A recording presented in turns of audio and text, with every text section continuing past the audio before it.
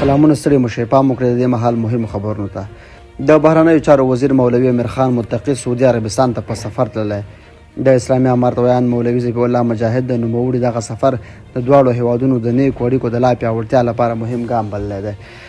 د ښاغلي مجاهد په وینا د سعودي عربستان د چارواکو له لوري د ښاغلي متقي درون استقبال او عالي پروتوکول د یاد هیواد د ښه نیت او ښو اړیکو څرګندوي کوي. سره صلیب وایي د 2023 کال د جګړو پاتې ماینونه او ناچاوده توکو سلګونه افغانانو ته مرګ ژوبله اړولې ده.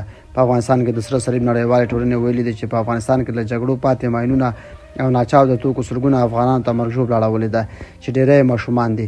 افغانستان کې د ملګرو ملتونو مرستندویه پلاوي یوناما وایي چې د افغانستان د نړۍ پر مخ له هغو هیوادونو دی چې له جګړو د پاتې چاودېدونکو توکو له کبله ډېر اغېزمن شوی دی.